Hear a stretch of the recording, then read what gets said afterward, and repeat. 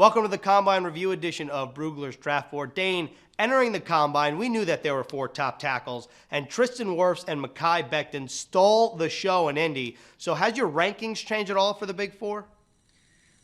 We've been talking about these tackles for months now, and they sure didn't disappoint during workouts. I'm not sure we necessarily know anymore in terms of the order they're going to come off the board. The Giants picking at number 4. That's where we think the run on offensive tackles is going to start. But which one? Mekhi Becton ran a 5'1", 40-yard dash at 357 pounds. He was a little lighter the day he ran compared to a few days ago when he weighed in at 364. And I talked to his trainer afterwards, and he said he probably could have run faster. He said he's never trained anybody like this before. Then you have Iowa's Tristan Wirfs, who we knew was a freaky athlete, and he put up the numbers to back it up. 4'8", 40-yard dash at 320 pounds, 36-inch vert, over 10 feet on the broad jump. We already knew he was a special athlete, but those types of numbers, that's not going to hurt his chances of being the first tackle drafted.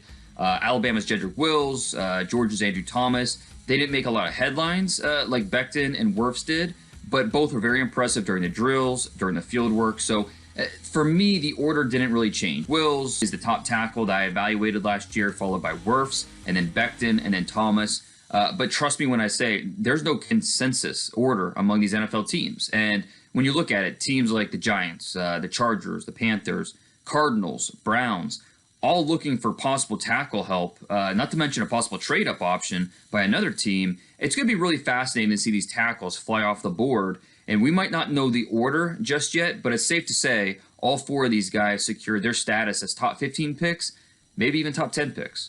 So depending on how the teams draft in front of the Jets might not actually be able to get one of the Big Four offensive tackles. So if that's the case, who could the Jets draft and who should they draft at 11? I think first we need to figure out, is there another tackle worthy of that number 11 spot after the Big Four? USC's Austin Jackson, Houston's Josh Jones, Boise State's Ezra Cleveland. They're all well liked around the league. Now, with that said, I think they're probably more of a trade down option for the Jets if they look to go in that direction. So let's say they stay put at number 11. 3 positions immediately come to mind: wide receiver, pass rusher, cornerback. And I think they could be in a position to draft a top wideout on their board, whether that's CeeDee Lamb, Jerry Jeudy, Henry Ruggs. If they go pass rusher, K'Lavon Chaisson from LSU would make a lot of sense. His ability to scream off the edge, convert his speed to power, create disruption, that's something that the Jets could obviously use. And then if they go corner, Florida's C.J. Henderson has really set himself apart as the top second-tier corner. We know Ohio State's Jeff Okudah, he's going to go high up. But Henderson's not too far behind, especially when you look at what he did at the Combine, running a 4.39 in the 40-yard dash at 6'1", 205 pounds. Looked great in the field work. Quick feet, smooth hips. I wish you were more of a playmaker on tape, and I wish he was a more reliable tackler. But the size, the athletic skill, that's why he's going to be drafted somewhere in the mid-first round. Last time we spoke, you told me that the Combine is great for breaking up clusters. And this year you wanted to see how the receivers would break up. So was there a guy or two that you think separated himself from the rest of the pack? And if the Jets decide to draft a receiver in rounds 2 or 3, who are some guys that could be on the board there?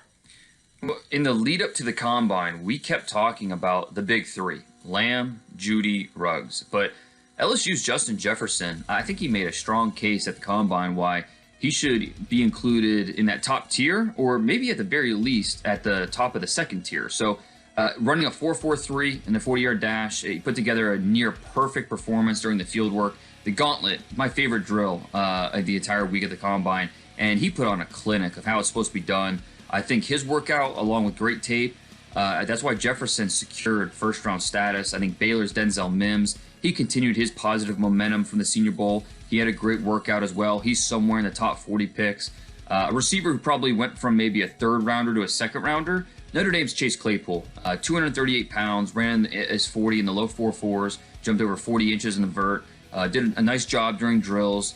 His versatility is another factor that I think might give him the edge over some of these other receivers, because teams know the value that he brings on special teams coverages. USC's Michael Pittman, similar. He put together a great workout as well. 6'4", 223 pounds. Ran in the low 4.5s, under 7 seconds in a 3-cone drill. So Pittman in the early 3rd round, I think, reuniting him with Sam Darnold, I think that would be a great fit and really a steal for the Jets. The quarterback battle seems to be very much alive between Justin Herbert and Jordan Love. And while the Jets aren't in the market for a signal caller, why is that important for the Jets? If you're the Jets, you're loving that both Justin Herbert and Jordan Love looked great at the combine. The more quarterbacks that go in the top 10, the better, pushing more talent to that number 11 pick. We know Joe Burrow going to go number 1, and that's just about in stone. And then the intrigue really picks up. What do the Dolphins do at number 5? The Chargers, do they see a future of the franchise type of quarterback in this draft? Could we see a team like the Colts or the Buccaneers trade up to ensure that they get their quarterback? Beauty is in the eye of the beholder, and that's very true with quarterbacks. There's a very good chance at least 2 quarterbacks from the top 10, and if you're the Jets, you hope that at least one more goes in there, and then with all the positive feedback, maybe even one more. So all this buzz about the quarterbacks has to be music to the ears of Joe Douglas and the Jets front office. That was the Combine Review edition of Brugler's Draft Board. Thanks a lot, Dane.